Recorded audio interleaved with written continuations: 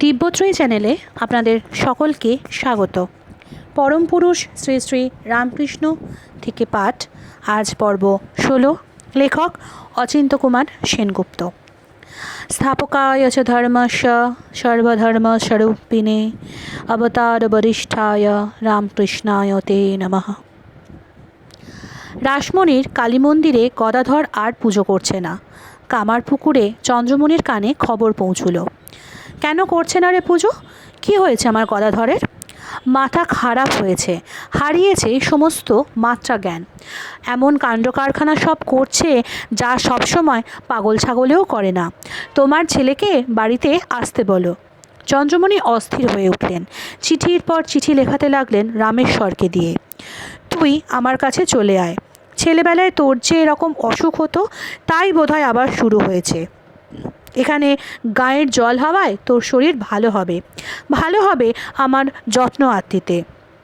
ঘরের ছেলে, তুই ঘরে ফিরে আয়। তোকে না দেখে দেখে আমার দুই চোখ ক্ষয় হয়ে গেল। কামারপুকুরে মার অঞ্চলের ছায়ায় ফিরে এলো গদাধর। কিন্তু এ কী হয়েছে সে?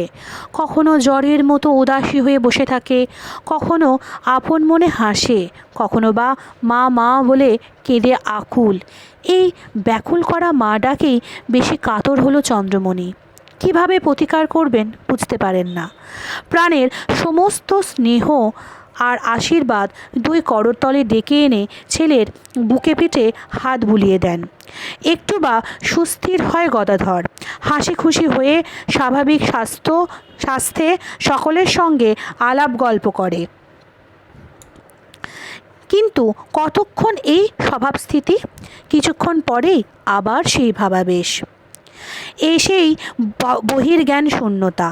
আচরণে না আছে লজ্জা, না আছে ঘৃণা, না আছে ভয়লেশ। একেবারে নির্মুক্ত, নিঃসীম। ঘর সংসার বলে কিছু আছে, সে সম্বন্ধে চেতনা নেই। লোকলজ্জা বলে কিছু আছে, নেই সেই সংকীর্ণ সংস্কার। ঠিক পাগল হয়নি। পাগল হলে মাকে, চন্দ্রমণিকে এত ভালোবাসে কী করে? পুরনো বন্ধুদের সঙ্গেই বা কেন এত ঠাট্টাই আর কি? আসল কথা, উপদেবতা ভর করেছে, ওঝা ডাকাও। 5 জনের পরামর্শে ওঝা ডাকলেন চন্দ্রমণি। ওঝা এসে অনেক ঝাড়ফুঁক করলে, মন্ত্র আওড়ালে, একটা পলতা পুড়িয়ে শুকতে দিলে গদাধরকে। বললে, ভূত যদি হয় এতেই পিঠটান দেবে, আর যদি না হয়, মনে মনে হাসলো গদাধর, ওতে কিছু হবে না, চণ্ড নামাতে হবে। এলো চণ্ডর ওঝা, মস্ত বড় গুণিন, তন্ত্রে মন্ত্রে নিপুণ। চণ্ড নামবে। গ্রাম্য লোকজন এসে ভিড় করেছে। এবারে অব্যর্থ ব্যাধি শান্তি হবে গদাধরের। যথাবিধি পুজো হলো, বলি দেওয়া হলো চণ্ডকে। চণ্ড এসে অধিষ্ঠান হলো শূন্যে। ওঝাকে উদ্দেশ্য করে বললে, ওকে ভূতে পায়নি, ওর কোনো আধি ব্যাধি নেই। পরে সম্বোধন করলে গদাধরকে, কি হে সাধু, সাধুই যদি হবে তবে এত সুপুরি খাও কেন? সময় নেই, অসময় নেই, সুপুরি খেত গদাধর। কথা শুনে সে তো হতবাক। বেশি সুপুরি খেলে কাম বাড়ে, ও খাবে না। সুপুরি ত্যাগ করল গদাধর। গ্রামের 2 ধারে 2 শ্মশান, ভূতির খাল আর বুধুই মোড়ল। দিন রাতের বেশিরভাগ সময়ই শ্মশানবাস করে গদাধর। হাঁড়ি থেকে মেঠাই নিয়ে যায়, শিবা আর প্রমথদের ভোগ দেয়। সে হাঁড়ি শেয়ালের জন্যে। কোত্থেকে দলে দলে এসে খেয়ে যায় নিশ্চিন্তে। আর যে হাঁড়ি ভূতপ্রেতের জন্যে, তা হঠাৎ শূন্যে উঠে হাওয়ায় মিলিয়ে যায়। আধার বা আধেও কিছুর পাত্তা পাওয়া যায় না। কোনো কোনো দিন বা স্পষ্ট সাক্ষাৎ হয় পিশাচদের সঙ্গে, রঙ্গরহস্যও হয় কিছু কিছু। একদিন নিশীথ রাত্রেও গদাধরের বাড়ি ফেরার নাম নেই। মার কাছে ছোট ছেলে, চিরকালই ছোট ছেলে। চন্দ্রমণি শ্মশানে পাঠিয়ে দিলেন রামেশ্বরকে, গদাধরকে গিয়ে ধরে নিয়ে আয়। ও কি মার ঘর শ্মশান করে শ্মশানেই বসতি করবে? শ্মশানের প্রান্তে এসে নিঃসার অন্ধকারে ডাকতে লাগলো, গদাই, গদাই, ওরে গদাই, আছিস? যাচ্ছি গো দাদা, প্রতিধ্বনি করলো গদাধর। চেঁচিয়ে বললে, এদিক পানে আর এগিও না, আমার সঙ্গে তো এঁটে উঠছে না, তাই তোমার এরা অনিষ্ট করবে, তুমি ফিরে যাও। শ্মশানে বসতে পেয়ে অনেক শান্ত হয়েছে গদাধর। একটি বেলগাছ পুঁতেছে, আর বুড়ো যে অসত্য গাছ ছিল ডালপালা ছড়িয়ে তারই তলায় সে আসন নিলে। সেখানে ঘন ঘন কালী দর্শন হতে লাগলো তার। দেখতে লাগলো সে কর্ত্রী সংসারই করা সারাকে, যে সাকার শক্তি স্বরূপা দিগন্ত বসনা খড়গমুণ্ডা ভীরামা আগম নিগম ফলময়ী বাঞ্ছিতার্থ প্রদায়িনী। শান্ত হয়েছে বটে, কিন্তু ঔদাসীন্য যায় না সংসার অস্পৃহা। বসনেই আট নেই, আর কোথায় তবে আটা থাকবে? কি করে সংসারে একটু মন পড়বে? মনে কি আসবে একটু মোহ মমতা? বিয়ে দাও গদাধরের। রামেশ্বরে আর চন্দ্রমণিতে লুকিয়ে লুকিয়ে পরামর্শ হচ্ছে। পাছে গদাধরের কানে গেলে সেসব ভণ্ডুল করে দেয়। কিন্তু তুমি দেয়ালের কান এড়াতে পারো, গদাধরের কান এড়াতে পারো না। ঠিক সে শুনে ফেললে। শুনে তার কেমনতর ভাব হলো না জানি। ওরে, আমার বিয়ে হবে! উল্লাসে উথলে উঠল গদাধর। শিশুর মতো উল্লাস, শিশুর মতোই নৃত্যানন্দ। বাড়িতে কোনো উৎসব হলে বা প্রিয় আত্মীয়ের আসার সম্ভাবনা ঘটলে শিশু যেমন মাতামাতি করে, তেমনই যেন সবচেয়ে প্রিয়, সবচেয়ে প্রয়োজনীয় কে আসছে তার সংসারে। তার সমস্ত প্রার্থনার প্রতীক প্রত্যক্ষ মাহেশ্বরী। বিয়েতে মন আছে গদাধরের। নিশ্চিন্ত হলেন চন্দ্রমণি, নিশ্চিন্ত হলেন রামেশ্বর। ঘটক লাগালেন। ঘটকার কেউ নয়, হৃদয়ের দাদা লক্ষ্মী মুখুজ্জে। শিয়রে হৃদয়ের বাড়িতে বেড়াতে যাচ্ছে গদাধর। যাচ্ছে পালকিতে চড়ে। মুক্ত নীল আকাশ আর ঢেউ খেলানো অঢেল ধানক্ষেত দেখতে দেখতে গদাধরের ভাবাবেশ হলো। তার ভিতরে সে আদিকবি ধ্যানস্থ ছিল। তিনি যেন তার প্রজ্ঞানময় তৃতীয় চক্ষু উন্মীলন করলেন। গদাধর দেখল তার দেহ থেকে দুটি কিশোর বয়সের ছেলে বেরিয়ে এসে মাঠময় ছুটোছুটি করে খেলা করছে। কখনো যাচ্ছে অনেক দূরে চলে, কখনো বা এসে পড়ছে পালকির কাছটিতে। নীরব ছায়ার মতো ভাসছে না, দস্তুর মতো হাসছে, কথা কইছে, গান গাইছে। কারা এই দুটি ছেলে? কোন দেশের? তার শরীরের মধ্যে বাসা নিল কী করে? অনেক দিন এ প্রশ্নের মীমাংসা হয়নি। বছর দেড় বাদে দক্ষিণেশ্বরের বামনিকে প্রশ্ন করেছিল গদাধর, ওই দুটি ছেলেকে বলতে পারো? আমি ভুল দেখিনি তো? না বাবা, ভুল দেখনি। এবার নিত্যানন্দের খোলে চৈতন্যের আবির্ভাব। তোমার মাঝে এবার চৈতন্য আর নিত্যানন্দ দুই বাসা নিয়েছেন। ওই দুটিতেই খেলছিল ছুটোছুটি করে। শিয়রে হৃদয়ের বাড়িতে গান হচ্ছে, তাই শুনতে এসেছে গদাধর। ভিড় হয়েছে বিস্তর, পুরুষ, মেয়ে আর সর্বত্রগামী অনুষঙ্গ। ছেলেপিলেও এসেছে অনেক। এক স্ত্রীলোকের কোলে ৩-৪ বছর বয়সের এক খুকি ড্যাব ড্যাপে চোখে চেয়ে আছে সবার মধ্যে। স্ত্রীলোকটি তাকে রঙ্গ করে জিজ্ঞাসা করছে, বিয়ে করবি? সম্মতিতে ঘাড় হেলালো মেয়ে। এত লোকের মধ্যে কাকে বিয়ে করবি? কাকে তোর পছন্দ? হাত তুলে নিকটে বসা গদাধরকে দেখিয়ে দিল স্বচ্ছন্দে। ওই যে স্ত্রীলোকটি মেয়ে কোলে নিয়ে বসে আছে, সে শিয়রের হরিপ্রসাদ মজুমদারের কন্যা শ্যামাসুন্দরী। জয়রামবাটির রামচন্দ্র মুখুজ্জের সঙ্গে তার বিয়ে হয়েছে। এসেছে বাপের বাড়ি বেড়াতে। কোলে প্রথম সন্তান সারদা। বাপের বাড়িতে শ্যামাসুন্দরীর তখন অসুখ। একদিন এল্লা পুকুরের পাড়ে বাইরে গেছে, ঠাহর নেই, বসে পড়েছে এক বেলগাছের তলায়। কাছেই গাঁয়ের কুমোরদের পোয়ান, যেখানে পোড়ানো হয় হাঁড়িকুড়ি। সেখানে হঠাৎ ছোট ছোট পায়ে নূপুর বেজে উঠল রুনুঝুনু। দেখতে দেখতে ছোট্ট একটি মেয়ে ছুটে এলো নাচতে নাচতে। শ্যামাসুন্দরীর বুকে ঝাঁপিয়ে পড়ে গলা জড়িয়ে ধরলে। মাথা ঘুরে পড়ে গেল শ্যামাসুন্দরী। মনে হলো সেই মেয়ে তার পেটে ঢুকেছে। তেমনি রামচন্দ্র একদিন দুপুরে ঘুমোচ্ছে, স্বপ্ন দেখল একটি ছোট্ট মেয়ে তার পিঠের ওপরে পড়ে দুহাতে তার গলা জড়িয়ে ধরেছে। হাতে গায়ে গয়নায় মেয়ের রূপ যেন আরও খুলেছে। এই গরিবের ঘরে কে মা তুমি? এখানে কি করতে এলে? মেয়েটি বললে, এই এলুম তোমার কাছে। 8ই পৌষ 1260 সাল। গদাধরের জন্মের প্রায় 18 বছর পর জয়রামবাটিতে শ্যামাসুন্দরীর মেয়ে হলো। নাম রাখলে সারদা। ঠাকুর বললেন, ও সরস্বতী, ও সারদা, ও জ্ঞান দিতে এসেছে। ভক্তির পথও সত্যি, জ্ঞানের পথও সত্যি। ভক্তি মানে ঈশ্বরের পরানুরক্তি, সুখানুশয়ী রাগ, বিষয় যত সুখকর তত তীব্রতাতে অনুরাগ, আর যাতে অনুরাগ পরম বা নিরতিশয় তাই ঈশ্বর। অনুরাগের ধর্মই হচ্ছে স্মরণ, চিন্তন, অনুধ্যান। সুতরাং অনুরাগের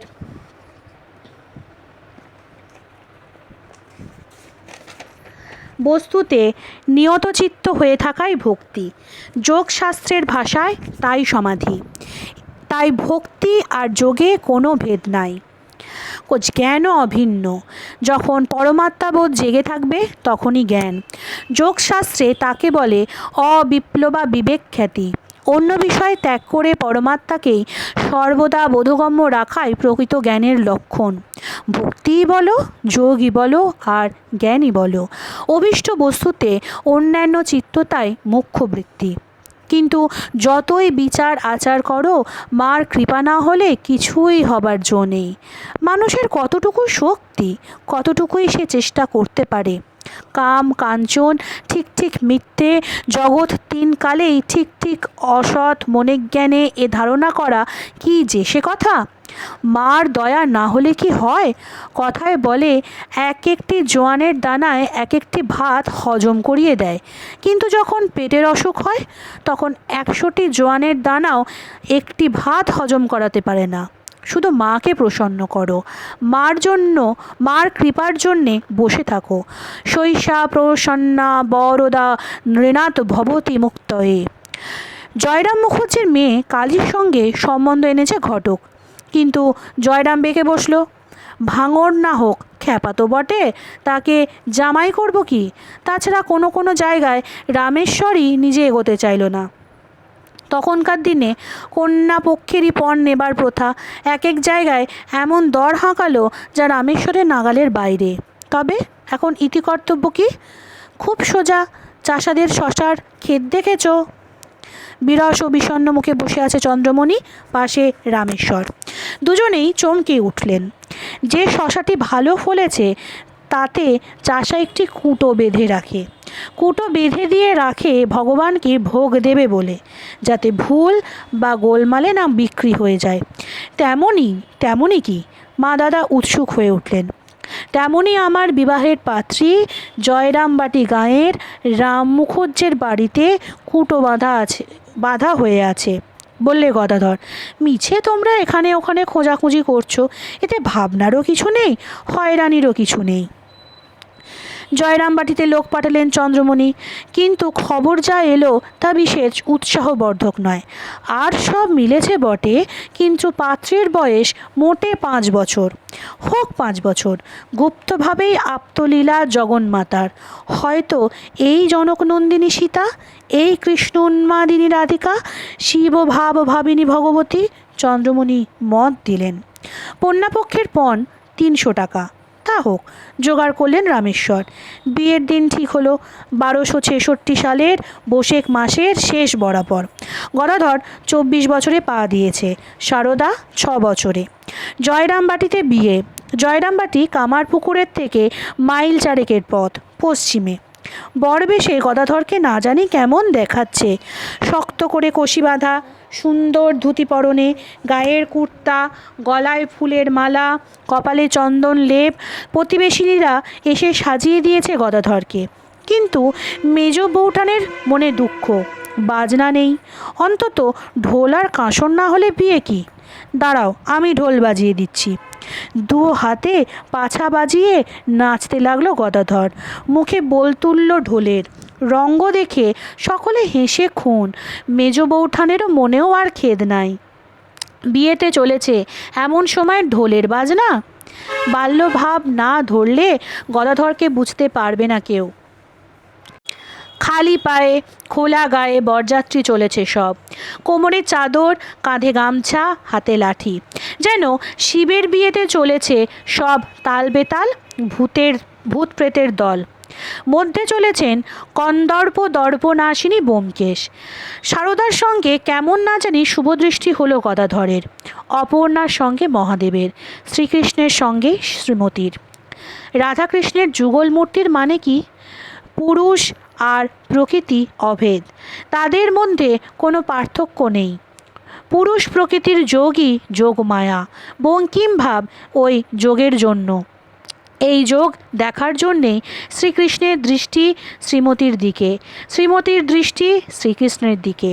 শ্রীমতীর নাকে নীল পাথর, শ্রীকৃষ্ণ শ্যামবর্ণ বলে। শ্রীকৃষ্ণের নাকে মুক্ত, যেহেতু শ্রীমতীর গৌর বরণ মুক্তোর মতো উজ্জ্বল। শ্রীমতীর বসন নীল বলে পীতাম্বর হয়েছেন শ্রীকৃষ্ণ। শ্রীমতীর পায়ে নূপুর বলে শ্রীকৃষ্ণের পায়েও নূপুর। তার মানে প্রকৃতির সঙ্গে পুরুষের অন্তরে বাহিরে মিল। যেমন ধরো আবার শিব কালীর মূর্তি, শিবের ওপর দাঁড়িয়ে আছেন কালী, শিব সব হয়ে পড়ে আছেন পদতলে, আর কালী তাকিয়ে আছেন শিবের দিকে। প্রকৃতি কর্ত্রী, পুরুষ অকর্তা, তাই শিব সব হয়ে আছেন।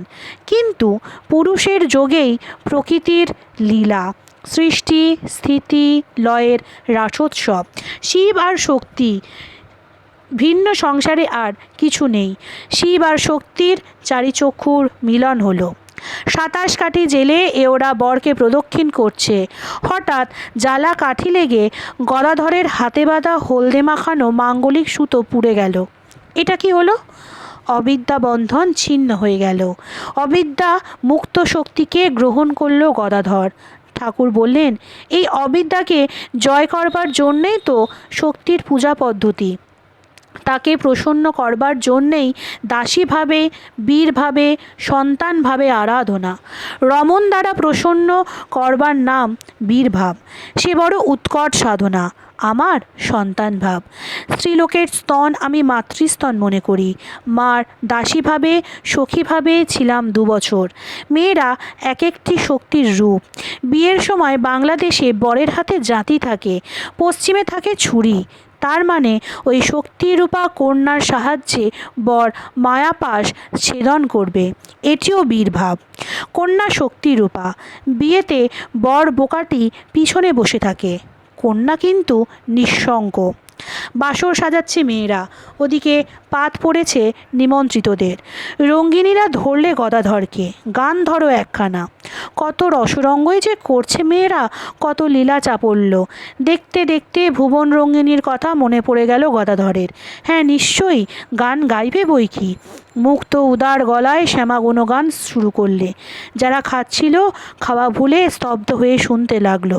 রঙ্গিনীরা রঙ্গ ভুলে পাষাণপদ তাকিয়ে রইল মুখের দিকে। গদাধর তন্ময়, বিভোর, বাহ্য জ্ঞানহীন, লুটিয়ে পড়ে রঙ্গিনীদের প্রণাম করতে ব্যস্ত। মা, মাগো, সর্বত্র তুই, সর্বত্র তোর আনন্দের ছড়াছড়ি। মধুর স্বরে নামোচ্চারণ করছেন ঠাকুর, আর বলছেন মাকে, ও মা, ব্রহ্মজ্ঞান দিয়ে বেহুশ করে রাখিস নে। ব্রহ্মজ্ঞান চাই না মা, আমি আনন্দ করব, বিলাস করব, সুটকে সাধু আমি হব না। আজকের পর্ব এখানেই শেষ হলো। পরের পর্ব আসবে আগামীকাল।